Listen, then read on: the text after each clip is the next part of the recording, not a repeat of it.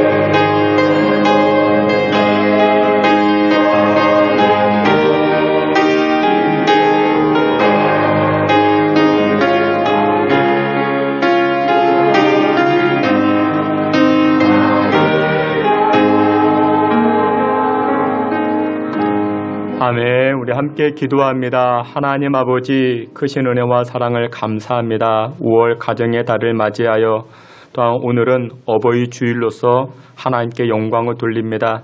주님 말씀과 같이 부모 공경을 다함으로 하늘의 복을 받아 누리는 우리 자녀들 되게 하여 주시고 또한 하나님 말씀에 순종하여 하나님 허락하시는 은총의 삶을 살아갈 수 있는 주의 백성들 되게 해 주시옵소서. 예수 그리스도의 이름으로 기도하옵나이다. 아멘. 코로나로 인하였던 그 길고 길었던 시간이 이제 조금씩 많이 완화가 되어지고 풀려지는 가운데 있습니다. 이제 사회적 거리두기 단계가 많이 완화되어져서 이제 그동안 만나 뵙지 못했던 부모님들 또 이번에 어버이날을 맞이해서 또 우리 가족 모임이 있고 또 우리 고향 부모님을 찾아가는 그런 행렬들이 길어진다 그렇게 이야기를 합니다. 오늘 예배해야 하는 자리에 나오지 못하였지만 또한 이렇게 가족을 만나 뵙고 부모님을 만나 뵌 또한 영상으로 예배를 드리는 여러분들 또한 현장에 나와 예배하는 여러분들 모두 여러분들의 가정과 여러분들의 자녀손들 가운데 하나님의 풍성하신 은혜 넘쳐나시기를 주의 이름으로 축원합니다. 히브리서 11장 오늘 본문 말씀을 가지고 모세 부모의 믿음이라는 주제를 가지고 주의 은혜 나누고자 합니다. 인간은 어느 누구든지 인간의 영광을 추구합니다. 자기만의 영광을 추구합니다. 사람들이 인생을 살아가면서 나름대로 결단하고 작심합니다. 나 예쁘게 살아야지, 나 화려하게 살아야지, 나 멋지게 살아야지. 그래서 나름대로 결심을 하죠. 좋은 명품으로, 좋은 옷으로, 신발과 옷으로 자기를 치장합니다. 이유는 자기의 영광을 나타내기 위해서. 그런데 오늘 모세의 일대기를 통해서 보여주는 메시지가 무엇이냐? 하나님께서 그 인생에서 빠지게 되면 인간이 아무리 화려한 아름다움을 가지고 있다 할지라도 아무짝에도 쓸모없는, 아무것도 소용없는 그런 인생으로 변화되게 된다. 그렇게 말씀하고 있습니다. 하나님께서 주장하는 그 인생, 하나님께서 함께하는 그 인생이어야만이 그 화려함과 그 아름다움이 나타날 수가 있는 것입니다. 오늘 어버이 주일인데 부모로서 우리 인생을 살아갈 때 우리 자녀들에게, 가족들에게 하나님 빠진 인생은 아무것도 아니다라는 사실을 우리 자녀들에게 일깨워 주어야 할 것입니다. 여러분들, 하나님은 전지전능하신 하나님이십니다. 그의 능력이 무한대입니다. 여러분들 생각해 보세요. 능력이 10점밖에 되지 않습니다. 10점밖에 되지 아니하지만 무한대 하나님과 연결되어지면, 하나가 되어지면 그 사람의 능력은 무한대가 되는 것입니다. 근데 반대로 그 사람의 능력이 1000점입니다. 만점입니다. 근데 하나님이 없습니다. 그러면 그 사람의 능력은 그냥 1000점, 만점으로 머물러 버리는 것입니다. 오늘 본문 히브리서 말씀은 배경이 이와 같습니다. 예수님께서 부활하신 다음에 다시 오겠다 약속하시고 승천하십니다. 그런데 문제가 무엇이냐? 예수님을 따르던 제자들이 있었죠.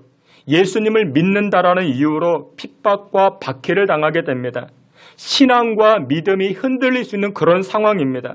그래서 믿음의 견고함을 권면하고 또한 유지하기 위해서 쓰여진 말씀인데, 신앙의 선진들을 교훈 삼아서 너희들도 당신들도 이렇게 믿음의 경주를 싸워 나아가면 승리할 수 있다는 것을 독려하기 위해서 쓰여진 성경이 바로 오늘 본문 히브리서 말씀입니다. 이 땅에 남겨진 신앙의 사람들, 영적인 전쟁에서 승리하기 위해서는 신앙의 선배들을 언급하는데 오늘 본문은 모세, 그리고 모세의 어머니를 언급합니다. 그래서 오늘 본문 히브리서 11장 말씀, 이 말씀을 이해하기 위해서는 출애굽기 1장 말씀과 연결해서 보면은 보다 더 쉽게, 보다 더 많은 은혜를 얻게 됩니다. 여러분들 잘 알듯이 출애굽기 말씀, 이 출애굽기 말씀은 야곱의 가족이 애굽에 들어가서 430년을 생활하다가 그곳에 나온 이야기가 출애굽기 말씀입니다. 이스라엘 백성들의 선조 이 야곱은 흉년을 피해서 애굽 땅에 들어가게 됩니다. 애굽 땅에 들어갈 때 70여 명이었습니다. 가족의 숫자가 70여 명이었습니다. 이 야곱의 자녀들이 애굽에서 거주를 합니다. 그런데 이 야곱의 가족들이 누구 덕분에? 요셉 덕분에. 이 요셉이 애굽의 총리가 되어서 애굽에서 잘 먹고 잘 지내게 됩니다. 또한 애굽 사람들도 이 야곱의 후손들, 야곱의 가족들을 잘 선대해 줍니다. 그런데 출애굽기 말씀을 보게 되면 이스라엘 백성들에게 평탄한 시절이 지나가고 가장 흉악한 때를 만나게 됩니다. 출애굽기 1장 8절에 보니 이렇게 말씀합니다. 요셉을 알지 못하는 새 왕이 일어나 애굽을 다스리더니, 요셉을 알지 못하는 새로운 왕이 등극하였다 말합니다. 애굽의 역사 중에 요셉이 죽은 다음에 어떤 일이 벌어졌는가? 이 이집트에 전쟁이 일어나게 됩니다. 북동쪽에 살고 있었던 힉소스 종족이라는 이 종족이 이 애굽을 침략해 들어와서 정권을 찬탈합니다. 그리고 이 힉소스 종족이 100년 동안이나 애굽을 다스리게 됩니다. 이때 이 히브리 사람들, 이스라엘 민족이죠. 이 이스라엘 사람들을 노예로 삼게 됩니다. 그러다가 애굽에서 반란을 일으켜서 다시금 정권을 찾아오게 됩니다. 이때 세워진 왕이 바로 요셉을 알지 못한 왕이라는 것입니다. 그래서 여전히 이스라엘 백성들은 지금 히브리 사람들은 노예로 살게 되는 것입니다.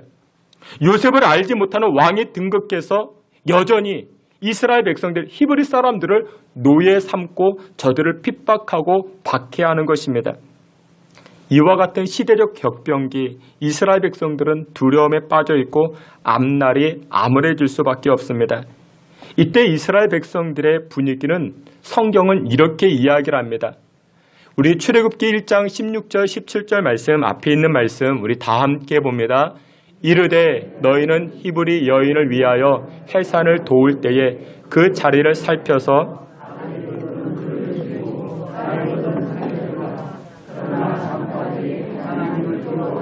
애굽 왕의 명령을 어기고 남자 아기들을 살린지라. 아멘. 애굽의 정책이 무엇이냐? 건장한 히브리 아이가 태어나게 되면은 나일강에 던지라는 것이 애굽 나라의 명령입니다. 그렇게 하지 아니할 경우 내가 피해를 입게 됩니다. 나의 목숨이 위태롭게 됩니다. 대부분의 사람들은 애굽의 정책을 두려워하였고 애굽의 공권력을 무서워하였습니다. 오늘날 여러분들 인생을 살아가실 때 두렵게 하는 것들, 여러분들을 무섭게 하는 것들이 있으십니까? 미국 어느 대학 병원에서 이런 설문조사를 해봤습니다. 초등학교 입학하는 아이들을 대상으로 설문조사를 해봤습니다. 너희들이 무서워하는 것이 무엇이냐? 너희들이 두려워하는 것이 무엇이냐? 이런 설문조사를 했습니다. 근데 이 조사가 40년 전입니다. 40년 전에 이런 조사를 했습니다. 1위가 무엇이냐? 벌레가 무섭다. 2위가 어두운 방에 혼자 있는 것이 두렵다. 높은 것이 두렵다. 사위 낯선 사람이 두렵다. 5위 시끄러운 소리가 무섭다. 뭐 이런 것들이었습니다. 그러다가 이제 최근에 한 40년 지나서 최근에 다시 한번 설문조사를 했습니다. 초등학교에 막 입학한 아이들을 대상으로 너희들이 두려워하고 무서워하는 것이 무엇이냐?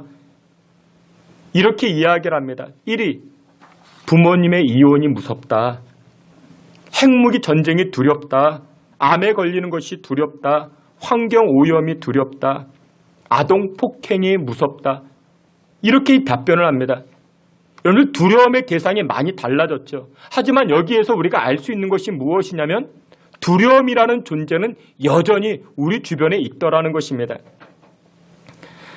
여러분들 오늘날 여러분들이 자녀들을 키울 때 부모된 입장에서 우리 부모님을 두렵게 하는 것들이 무엇이 있을 수 있겠습니까? 요즘 코로나 바이러스, 어린 아이들이 자녀들이 바이러스에 걸릴까 봐 그것이 두렵기도 하죠. 사회 진출, 그것이 걱정되기도 하고 염려가 되기도 하죠. 우리 아이들이 앞으로 결혼은 어떻게 할 것인지, 출산은 어떻게 할 것인지, 내 집 마련은 어떻게 할 것인지. 여러분들 우리 주변에 온갖 사건, 사고가 또 얼마나 많이 있습니까? 어린 자녀들을 키우는 부모 입장에서 이와 같은 것들이 두렵지 않겠습니까? 두렵죠. 오늘 본문으로 다시금 돌아가 보면 히브리 말씀으로 돌아가 보면은 오늘날 우리가 여러 가지로 인해서 두렵게 하는 그런 이유와 조건들이 많은 세상에서 그렇다면 하나님의 백성은 이런 시대적 상황에서 어떻게 살아가야 할 것이냐? 오늘 어버이 주일을 맞이했는데 우리 자녀들에게 이렇게 두려움의 조건들이 많은 세상에서 우리 신앙의 어머니, 신앙의 아버지는 무엇을 가르쳐 줄 수 있겠는가? 오늘 성경은 그것을 말씀합니다. 첫 번째로 이렇게 말씀합니다. 두려움의 실체를 깨달아야 된다 말씀합니다. 출애굽기 1장 22절 말씀인데 우리 앞에 있는 말씀 우리 다 함께 봅니다. 그러므로 바로가 그의 모든 백성에게 명령하여 이르되 아들이 태어나거든 너희는 그를 나일강에 던지고 딸이거든 살려두라 하였더라. 아멘. 여러분들 애굽 사람들에게 있어서 나일강은 생명의 강입니다. 번성의 강입니다. 나일강은 1년에 한 번씩 범람합니다. 홍수가 일어납니다. 그로 인해서 토사가 밀려 내려오게 되면 물이 빠지고 나서 그곳에다가 곡식을 심는데 곡식이 그렇게 잘 자랍니다. 그래서 이 애굽 사람들은 매년마다 풍년을 경험합니다. 이 나일강을 통해서 풍년을 경험합니다. 그래서 나일강은 예전부터 저들이 생각할 때 생명의 강, 번성의 강으로 유명했습니다. 근데 지금 애굽의 정책이 무엇입니까? 왕의 명령이 무엇입니까? 히브리 아이들 가운데 건장한 아이들이 태어나면 이 아들들을 나일강에 던지라. 나일강에 던지라. 여러분들 더 이상 나일강은 번성의 강이 아니고 생명의 강이 아니고 죽음의 강이 되어버렸습니다. 그런데 여러분들 역사를 알고 있는 저와 여러분들 어떻습니까? 하나님의 백성들, 히브리 아이들이 다 죽임당하게 되었습니까?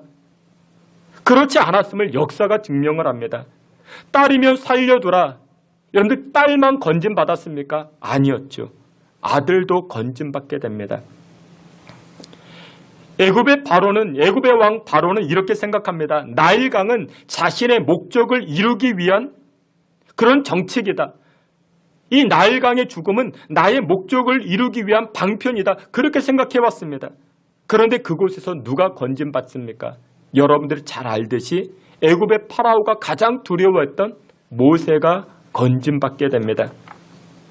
여러분들 이 모세가 건진받은 스토리 여러분들 다 잘 알고 계시죠? 어머니 요게벳이 이 아이를 더 이상 키울 수가 없어서 아기 모세를 갈대 상자에 넣어서 나일강에 띄어보내게 됩니다. 근데 그때 강에서 목욕하던 파라오의 공주, 이 공주가 이 모세를 만나게 됩니다.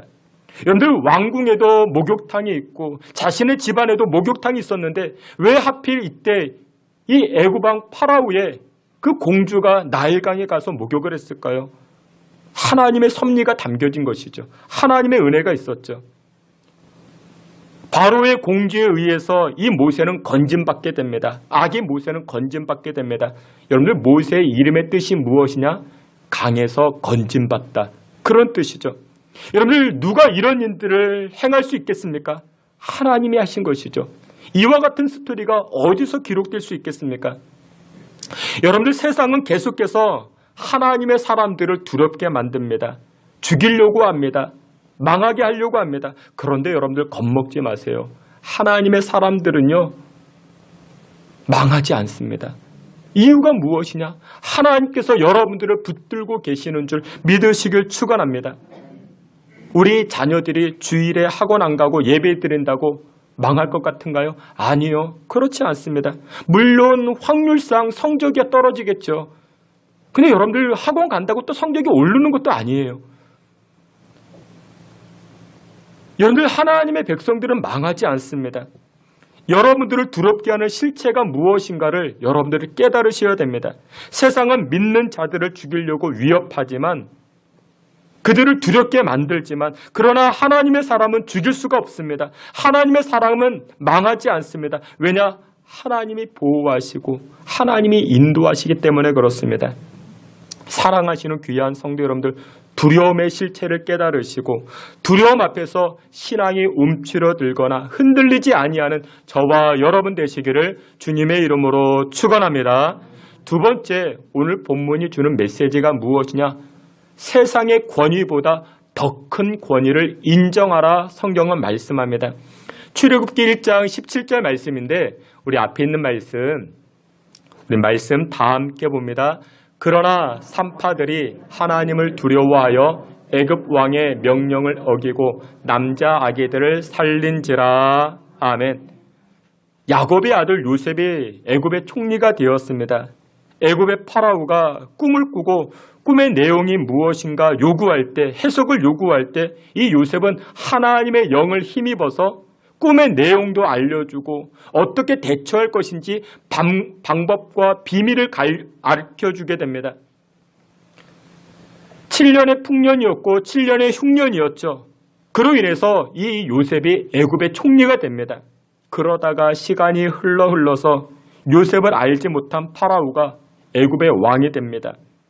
이스라엘 백성들이 번성케 됨을 애굽을 향한 도전으로 받아들이고 히브리 아이들 가운데 건장한 남자아이가 태어나게 되면 나일강에 던지라, 그런 명령을 내리게 됩니다. 여러분들 신혼부부 그 가정에 아이가 태어납니다. 그러면 나일강에 던져버려야 됩니다. 아기가 태어나기 전부터 할아버지, 할머니, 엄마, 아빠가 얼마나 두렵겠습니까? 우리 아이를 강에 내던져야 되는데 걱정되지 않겠습니까? 그런데 오늘 보면 출애굽기 1장을 보게 되면은 히브리 산파들은 왕의 명령을 두려워하지 아니하였다. 왕의 명령을 두려워하지 아니하였다. 누구를 두려워했습니까? 하나님을 두려워하였던 것입니다. 그리고 히브리서 말씀에서도 이렇게 이야기를 합니다. 오늘 본문에 히브리서 11장 23절 우리 앞에 있는 말씀 다시 한번 봅니다. 믿음으로 모세가 났을 때에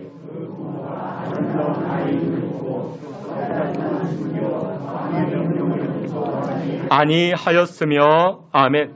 모세의 어머니 요게벳도 어떻게 합니까? 왕의 명령을 무서워하지 아니하고 하나님을 더 두려워했다. 하나님을 더 경외했다. 이렇게 성경은 말씀합니다. 왕의 권위보다 하나님의 권위가 더 높다라고 산파와 그리고 이 모세의 어머니는 인정했던 것입니다. 여러분 그렇습니다. 우리 삶 가운데 권위가 가장 높은 것, 권위가 가장 무거운 것이 무엇이냐? 하나님의 권위인 줄 믿으시길 축원합니다. 이것을 인정하는 것, 이것을 믿음이라 말합니다. 여러분들의 삶 가운데 무엇이 가장 무겁고 여러분들의 인생 가운데 무엇이 가장 소중합니까? 하나님의 권위를 인정하는 것, 이것이 바로 믿음입니다. 하나님의 권위를 인정하면 인정할수록 하나님의 권위를 더 무겁게 인정하는 그런 분이 믿음이 좋다라고 이야기하는 것입니다. 누가복음 12장 4절과 5절에 이렇게 말씀합니다. 우리 앞에 있는 말씀 우리 다 같이 봅니다. 내가 내 친구 너희에게 말하노니 몸을 죽이고 그 후에는 능히 더 못하는 자들을 두려워하지 말라. 마땅히 두려워할 자를 내가 너희에게 보이리니 곧 죽인 후에 또한 지옥에 던져넣는 권세 있는 그를 두려워하라. 내가 참으로 너희에게 이르노니 그를 두려워하라. 아멘. 누가복음 12장에 예수님께서 제자들에게 말씀합니다. 너희들이 무엇을 두려워하고 있느냐? 너희들이 무엇을 두려워하고 있느냐? 몸을 죽이고 억압하는 권세가 있지. 물론 두렵지. 근데 그것보다 더 큰 권세가 있다. 그 이후에 죽음 이후의 삶을 관할하는 분이 계시는데 그분이 하나님이시다. 세상의 권위를 두려워하지 말고 정말 우리가 두려워할 대상은 무엇이냐? 사람이 죽은 다음에 지옥과 천국을 주관하고 다스리는 분이 계시는데 그분을 두려워해야 할 것이라 예수님은 제자들에게 말씀하고 있는 것입니다.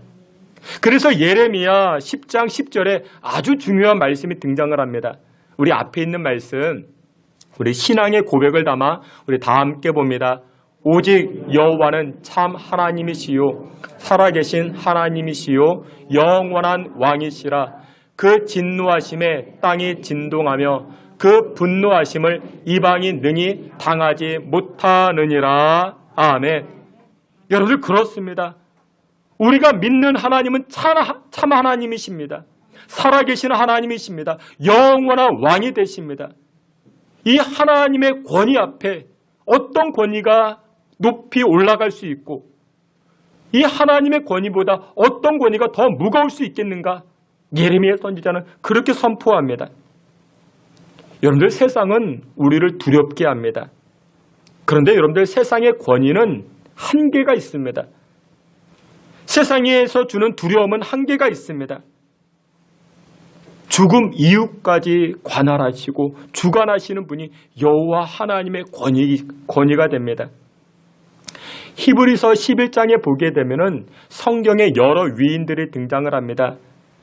오늘 본문에 보았던 이 히브리서 11장 바로 앞절 17절에 보게 되면은 아브라함이 등장을 합니다. 아브라함이 받은 시험이 있죠. 그가 100세에 낳았던 아들 이삭을 번제물로 바치라 하나님이 명령하십니다. 아브라함은 자신이 믿었던 하나님을 생각할 때 19절에 그렇게 이야기해요. 하나님을 생각했다. 아브라함은 하나님을 생각했다 말합니다. 내가 믿는 하나님이 어떤 하나님인가 아브라함은 생각해 보았다. 근데 그 하나님은 어떤 하나님이다? 다시 살리시는 하나님이다. 아브라함은 생각했다. 요즘 말로 이야기하면 아브라함은 추론해 보았습니다. 나에게 말씀하시고 나에게 음성을 들려주신 그 하나님이 어떤 분이시냐? 그 하나님은 죽은 자를 살리시는 하나님이다. 아브라함은 그렇게 생각해 보았습니다. 그래서 아브라함의 믿음은 무슨 믿음? 추론적 믿음입니다. 생각하는 믿음이었습니다. 아브라함에게는 별다른 신앙 지식이 없었습니다. 요즘처럼 목사님이 신앙에 관해서 권면해 주거나 권사님, 장로님이 찾아가서 신앙을 권면해 주는 사람이 없었습니다. 주변에 믿는 자가 없었습니다. 근데 아브라함은 하나님이 어떤 분인가 생각해 보았습니다. 근데 그 하나님은 어떤 분이다? 나에게 주시기도 하시고 나의 것을 가져가시기도 하고 죽은 자를 살리시기도 하는 그런 하나님이시다라는 것을 아브라함이 믿었다라고 고백을 합니다. 그래서 이 히브리서의 저자는 신앙생활하는 이 이스라엘 백성들에게 오늘날 신앙의 사람들에게 아브라함의 믿음은 생각한 믿음이었어. 하지만 너희들은 생각할 필요가 없어. 이제는 너희들의 신앙생활은 보고 들은 것을 가지고 신앙생활하면 되는 것이야. 무엇을 보았습니까? 무엇을 들었습니까? 예수님께서 십자가 지시고 부활하셨죠. 승천하셨죠. 다시금 오겠다 약속하셨죠. 너희들이 보았잖아. 너희들이 들었잖아. 이것만 가지고도 신앙생활하면 넉넉히 할 수 있는 것이야 라고 하면서 권면하기 시작합니다. 요한복음 11장 25절에 예수님 말씀하십니다. 나는 부활이요 생명이니 나를 믿는 자는 죽어도 살겠고 살아서 믿는 자는 영원히 죽지 아니하리라. 여러분들 이 말씀 가지고 신앙생활에도 우리는 넉넉히 신앙생활할 수 있는 것입니다. 여러분들 그래서 우리는요 믿음의 사람들은 죽어도 되는 존재입니다. 안 죽으려고 발버둥 칠 필요가 없습니다. 죽어도 되는 존재입니다. 왜요? 다시 살기 때문에 그렇습니다. 세상은 죽음을 두려움이라 생각하죠. 두려워합니다. 그러나 예수 믿는 사람들은 죽음을 두려워하지 않습니다. 세상은 자꾸만 우리에게 두려움을 줍니다. 여러분들 사람은요 개천절에 죽을 수도 있고 한글날에 죽을 수도 있고 자기 생일날에 죽을 수도 있는 것입니다. 근데 세상은 자꾸만 그것을 의미 부여합니다. 자기가 태어난 날에 죽었대. 여러분들 죽을 수 있는 것입니다. 언제든지 죽을 수 있는 것입니다. 세상은 자꾸만 의미를 부여해서 두려움을 가져다 줍니다. 자식을 키우는 부모님들 나름의 두려움이 있으시죠? 우리 자식이 남들보다 지식이 부족한 것 때문에 두려워하시고 우리 자식의 남들보다 키가 작은 것 때문에 두려워하고 우리 자식의 남들보다 돈이 적은 것 때문에 두려워하고 우리 자식의 남들보다 관계성이 뛰어나지 못한 것 때문에 우리 부모님이 두려워하고 그럴 수 있죠. 그런데 여러분들 정말 우리가 믿음의 부모님들이 두려워해야 될 것이 무엇인지 아십니까? 하나님 안에 없는 것을 두려워하셔야 됩니다. 지식이 없어도 괜찮아요. 조금 부족해도 괜찮아요. 아까 서두에도 말씀드렸죠. 하나님 안에 있으면 나의 능력이 10이라 할지라도 하나님의 능력을 공급받기 때문에 무한대의 인생을 살아갈 수가 있는 것입니다. 여러분 출애굽기 1장 말씀을 보게 되면요. 8절에 요셉을 알지 못하는 새 왕이 일어나 애굽을 다스렸다 말씀합니다. 여기서 말하는 요셉을 알지 못하는 왕이 누굴까요? 요셉을 알지 못하는 왕. 이름이 무엇일까요? 학자들이 연구를 무지 많이 했습니다. 이 왕이 누굴까? 학자들이 이 연구를 많이 했습니다. 여러 학설들이 있는데 람세스다, 투트모스 3세다, 여러 학설들이 있습니다. 그런데 여러분들 성경을 기록했던 사람들이 모세인데 이때 애굽의 파라오, 이 애굽의 파라오의 이름이 무엇일까? 이 모세가 알지 못한 것이 아니었죠. 알고 있었지만 이름을 거론하지 않습니다. 오히려 모세는 누구의 이름을 거론합니까? 출애굽기 1장을 보게 되면 산파들의 이름을 거론합니다. 십브라와 부하를 거론합니다. 이유가 무엇이냐? 저들은 세상에 주는 두려움보다 하나님을 더 두렵게 여겼기 때문에 하나님의 권위를 인정했기 때문에 모세는 성경을 기록할 때 애굽 왕의 이름이 누구였는지 기록하지 않고 누구의 이름을? 산파의 이름을 기록합니다. 여러분들 여기서 우리가 알 수 있는 것이 무엇이냐면 여러분들의 역사에 이름을 남기고자 한다면 하나님 나라에서 칭찬과 상급을 받고자 한다면 세상의 것들을 무시하자라는 게 아닙니다. 세상의 권위보다 더 높은 권위가 있고 정말 우리가 두려워할 존재가 있는데 그것이 무엇이냐? 만물을 다스리시는 하나님이신 줄 믿으시길 축원합니다. 여러분들, 세상은 자꾸만 우리를 두려움으로 이끌어갑니다. 너 그렇게 하다 망해. 너 그렇게 하다가 시험에 떨어져. 네가 어떻게 고3인데 주일에 학원도 안 가고 교회를 가니? 너 그러다 또 시험에 떨어져. 너 학교도 못 가. 너 시집도 못 가. 장가도 못 가. 여러분, 세상은 자꾸만 우리에게 두려움을 줍니다. 그래서 우리로 하여금 어떻게 합니까? 하나님의 권위를 무시하게 하고 하나님의 말씀을 두려워하기보다 세상 것들로부터 더 두렵게 만들어버립니다. 아무것도 못하게 합니다.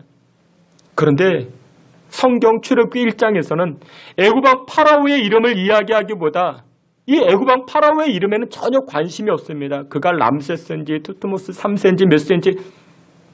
그런데 웬만해서는 이름들을 삭제할 수 있지만 산파들의 이름을 삭제하지 않습니다. 십브라와 부하라 성경은 말씀합니다. 왜요? 저들은 하나님을 두려웠기 때문에, 그래서 하나님 말씀대로 살아갔기 때문에. 사랑하시는 귀한 성도 여러분들, 얼마나 영광스럽습니까? 얼마나 그 인생에 가치가 있습니까? 주께서 사랑하시는 귀한 성도 여러분들, 여러분들은 무엇을 두려워하십니까? 세상의 권위를 두려워하십니까? 세상이 가져다주는 그런 두려움 때문에 여러분들 흔들리는 인생을 살고 계십니까? 염려하는 인생을 살고 계십니까? 물론 여러분들 출생한 아이들을, 이 남자아이들을 나일강에 던지겠다라는데 왜 안이 두렵겠습니까? 그러나 믿음의 사람들은 세상의 원리, 세상 시스템으로 살아가는 존재가 아닌 것입니다. 여러분들 보세요. 결국 이 애굽왕이 히브리 남자아이들을 나일강에 던지라 그런 명령을 내렸지만 결국 어떻게 됩니까? 하나님이 징계하십니다. 이스라엘 백성들이요, 나중에 출애굽할 때 10가지 재앙이 있었죠. 마지막 재앙이 무엇이었을까요? 장자의 죽음. 네가 히브리 자녀들, 나의 백성들을 나일강에 던졌지. 하나님께서 한 방에 애굽 사람들을 무너뜨려 버립니다. 이 장자의 죽음을 통해서 애굽 가정에, 이집트 가정의 애곡소리가 끊이지 아니하게 됩니다. 여러분들, 하나님의 징계를 보세요. 하나님의 진노를 보세요. 극악무도한 그런 일들을 행했던 애굽 사람들의 가정에 하나님께서 눈물을 주시고 애곡함을 주시게 됩니다. 주께서 사랑하시는 귀한 성도 여러분들, 이 땅을 살아갈 때 믿음의 성도들이, 믿음의 어머니, 믿음의 아버지들이 정말 두려워해야 될 것이 무엇인가 자녀들에게 가르쳐 주셔야 됩니다. 성적이 두려운 게 아니에요. 입시가 두려운 게 아닙니다. 세상 사회에 진출하는 게 두려운 게 아닙니다. 하나님을 두려워해야 됩니다. 하나님을 두려워해야 됩니다. 세상의 권위보다 하나님의 권위를 더욱 인정하는 저와 여러분들 다 되시기를 주님의 이름으로 축원합니다. 마지막 세 번째로, 하나님만 두려워하고 하나님의 권위를 인정한 결과가 무엇이냐? 출애굽기 1장 20절에 이렇게 말씀합니다. 20절, 21절 우리 앞에 있는 말씀 다 함께 봅니다. 하나님이 그 산파들에게 은혜를 베푸시니 그 산파들은 하나님을 경외하였으므로 하나님이 그들의 집안을 흥왕하게 하신지라. 아멘. 여러분들, 여기 20절과 21절에 등장하는 번성이라는 단어, 강해진다, 강성케라는 이 단어는 창세기 단어입니다. 하나님께서 아브라함을 축복하실 때 약속하신 단어들입니다. 내가 너희들의 후손을 번성케 하리라, 강성케 하리라. 창세기 단어입니다. 여러분들의 자녀들이 번성하고 여러분들이 자녀들이 세상에서 강성해지길 원하십니까? 그러면 부모된 저와 여러분들이 자녀들에게 가르쳐 주어야 됩니다. 하나님만 두려워하고 하나님의 권위만을 인정해야 된다. 가르쳐 주셔야 됩니다. 21절에 보니 그 산파들은 하나님을 경외하였으므로 하나님이 그들의 집안을 흥왕케 하셨다 말씀합니다. 흥왕이라는 단어는 사도행전에 등장하는 단어입니다. 하나님의 말씀이 선포되어지자 주의 교회가 흥왕케 되더라, 그렇게 말씀하는 것이 사도행전의 말씀입니다. 여러분들, 모세를 살려주었던 산파들, 그 집안이 어떻게 됩니까? 하나님을 두려워했던 산파들의 가정과 그 집안, 자녀손들이 어떻게 됩니까? 번성케 되어지고 강성케 되어지고 흥왕케 되어진 줄 믿으시길 주의 이름으로 축원합니다. 이유는 하나님의 권위를 인정하였고 하나님만을 두려워하였기 때문에.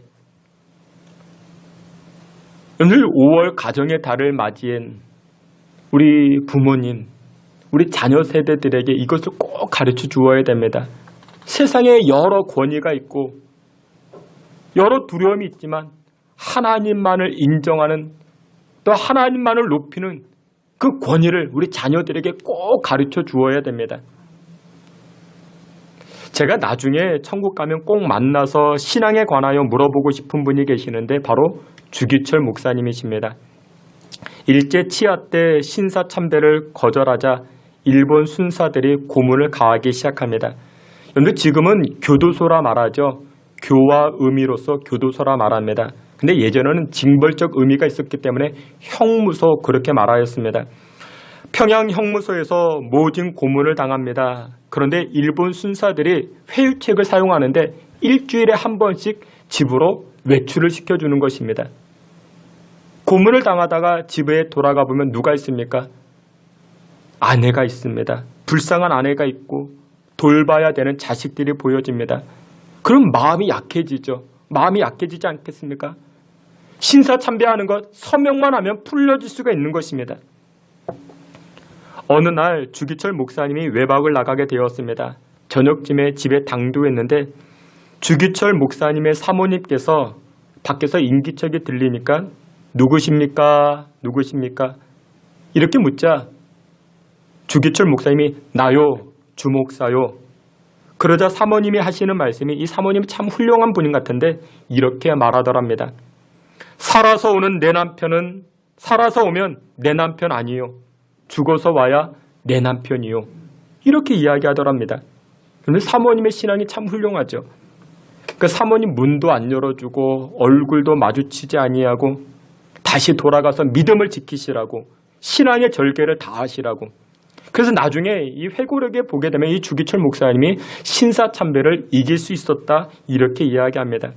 그런데요, 제가 이 주기철 목사님의 책을 보면서 가정의 달이고 하니까 제가 아주 엉뚱한 생각을 해봤습니다.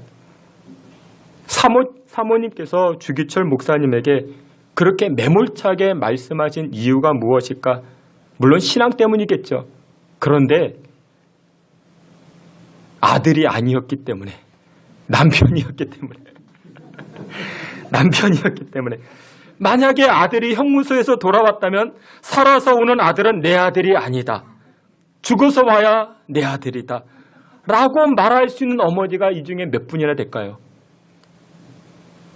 우리 집 같으면 저는 벌써 우리 아들만 둘인데, 여러분들 같은 우리 어머니들은 어떻게 하시겠습니까? 아들이 없는 분들은 좀 이렇게 좀 안심하실 수 있겠지만, 근데 이런 어머니도 계셨습니다. 물론 여러분들이 이제 주기철 목사님의 사모님의 신앙도 훌륭합니다. 여러분들 잘 아시는 독립을 위해 자신을 아끼지 않았던 안중근 의사가 계십니다. 이분의 어머니가 조마리아, 신앙의 어머니입니다. 이 안중근 의사가 그 감옥 안에서 옥고를 치를 때에 아들을 향한 편지가, 이런 편지가 있습니다. 어머니가 아들을 향해서 편지를 씁니다.